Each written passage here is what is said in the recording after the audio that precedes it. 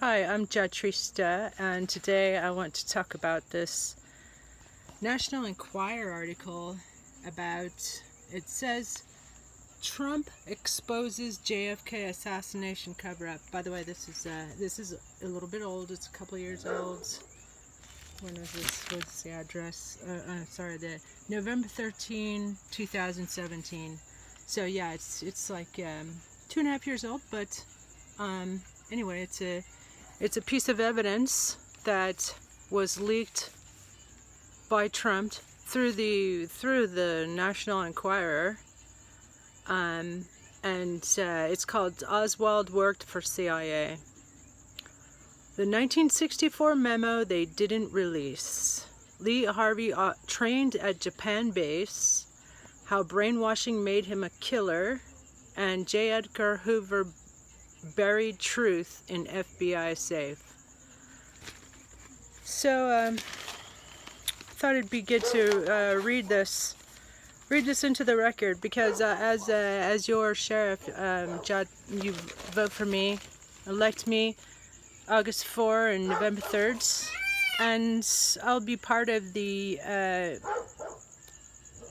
demand for the release of this information. And according to my research, all of it was supposed to have been released, I believe it was 50 years after he was assassinated. It was sealed for 50 years. Can you believe that crap? You know, there's so much in there. And in fact, according to my research, Bush Sr. was involved in the Bay of Pigs invasion, and he was involved with the assassination himself. There's a memo about that as well. You know, it was in a documentary I saw a while back. Anyway, so world exclusive. Okay, now if you say that National Enquirer, oh come on, National Enquirer doesn't have any, you know, it's just celebrity gossip. Well, guess what? You know, it's been established as part of the public record that Trump is, you know, he's buddies with the publisher of this. So don't be so gullible, Americans. You're so dumb to believe the crap that you hear. Don't, you know, but I remember seeing this in the supermarket and thinking, wow, this is a clue. And I just noticed actually that this was so-called whatever leaked or whatever, or given to the National Enquirer publisher by you know, Trump himself. I guess he thought he was doing us a favor to give us a crumb of truth. Trump, it says here, Trump exposes JFK assassination cover-up. So of course, you know, he wants to make himself look like the hero, of course. So you know, I have absolutely no doubts that this is real. This is true, at least. Okay, so I should look up this guy, investigator Stephen Jaffe.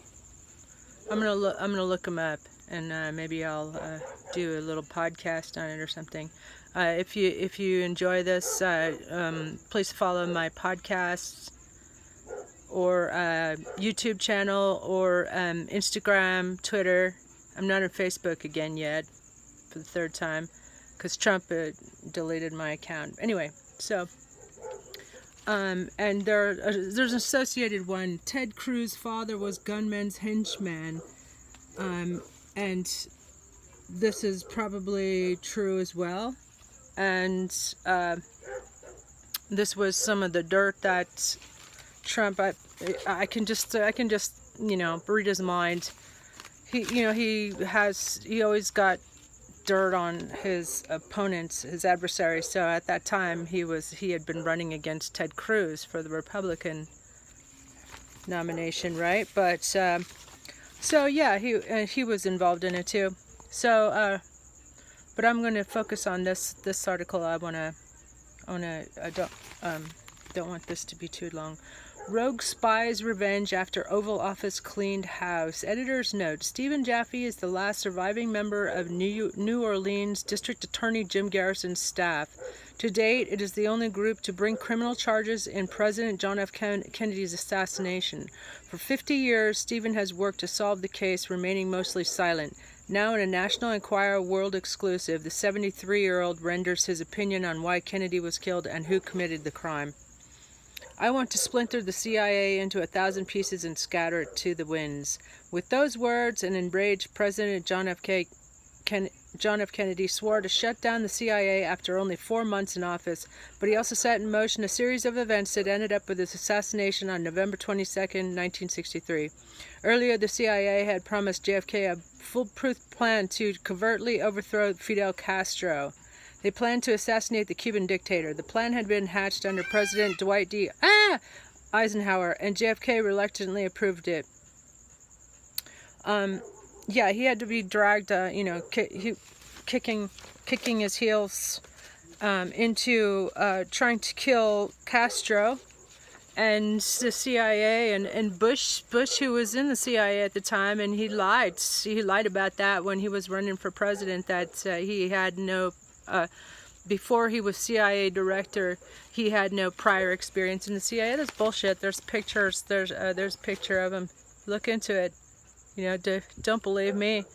Do your own freaking research. But that's the truth as far as I know it. It's a liar, a bunch of liars. They should all be in jail.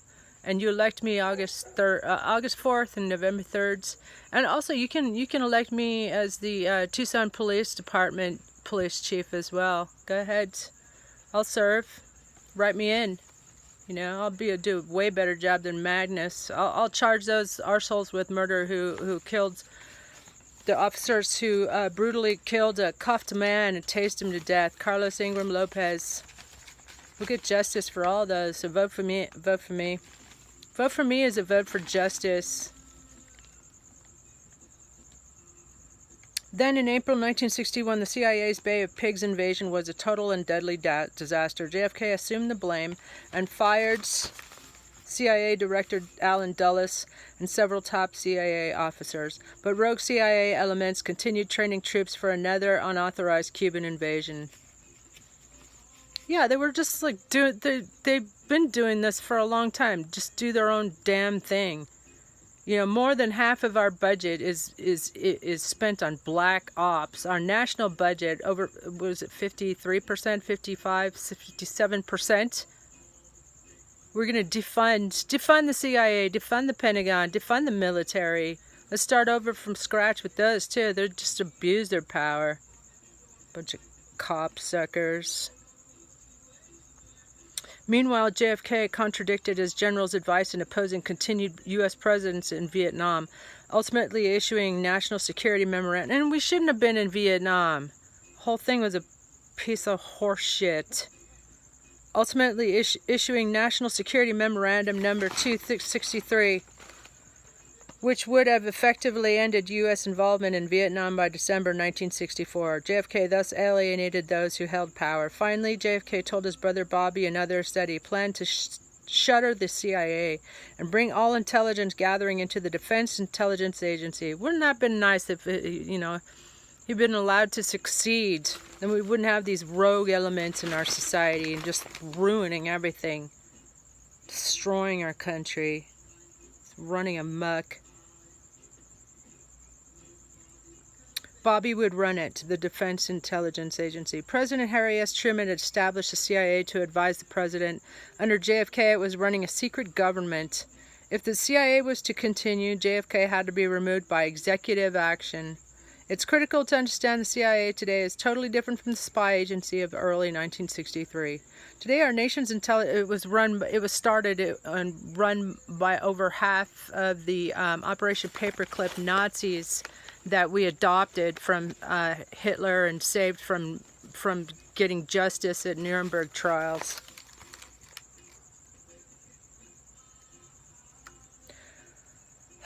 Today, our nation's intelligence is gathered by 16-plus organizations operating together, no longer a policy-making arm of our government.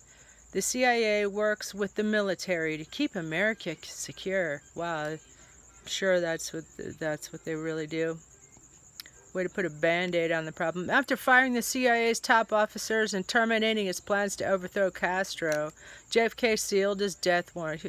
He didn't seal his death warrant. It was a fucking military coup, and they never got thrown in jail. All those Bushes, we need to throw them in jail, and Kissinger too, of course. You know, chuck them in, and Obama as well. The drones and those. He's just Kissinger's toy. And maybe he was born in Kenya. How much you want to bet? I mean, like, that's what Trump found out. That he was right all the time about the birthers. Okay, so after firing the CIA's top officers and terminating its plans to overthrow Castro, JFK sealed his death warrant. Power in the CIA was controlled by a few individuals, some of whom JFK had already terminated. Our top spies acted with support from JFK's many enemies, and a plan was put in motion that resulted in Dallas. In those days, if the CIA needed a hit, it hired professionals, often from the mafia. It hired professionals often from the mafia. Wow. Needed a hit. What a loaded statement. It's like, what the fuck is our country doing without our permission? Just like doing whatever the hell they want to. There's no accountability whatsoever. They're just impunity. And it's been since the JFK assassination, it's never been all right. Never been all right. Never recovered our country. We need truth now. And you vote for me and elect me, JahTRISTA. You can just write in Trista, T-R-I-S-T-A. And guess what? We're going to lock them all up. It's going to be great. We're going to be partying in the streets. It's going to be really neat. We're going to have truth and justice. So, according to CIA operatives Marita Lawrence and Gerald Patrick Hemming, some of the hit team assassins were CIA-trained paramilitary who had been involved in the anti-Castro attacks. Documents showed Lee Harvey Oswald was already working for the CIA and was a confidential informant for the FBI. So he's like that's real deep state. He had been moved to New Orleans and then Dallas after renouncing his U.S. citizenship while in the Soviet Union. He was the perfect patsy. The fact that his Marine Corps record showed him to be a very poor shot didn't matter. So, and they're still trying to ram this horseshit down our throats about the lone shooter. Ah! Ah! Ah! Ah! Two CIA operatives, Frank Sturgis and E. Howard Hunt, later convicted in the Watergate burglary. So they were still using him Nixon was using him during the Watergate burglary. Think Nixon didn't know their backgrounds? To me, that shows that Nixon was involved as well. We're part of the Dallas hit team. Wow.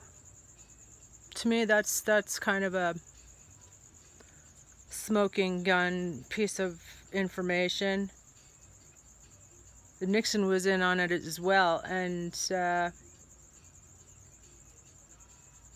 in 1966, CIA Director Richard Helms and Counterintelligence Chief James J. Angleton initialed a CIA memo stating they would require a plausible denial for Hunt's presence in Dallas on November 22nd, 1963 by Stephen Jaffe. So this guy worked in the New Orleans with the district attorney Jim Garrison's staff. Last surviving member. The only group, but a bunch of Bushes are still alive. So that's why the information hasn't been released to us, because these bushes are still alive, and they're preventing us from having this information. So you vote for me, JahTRISTA.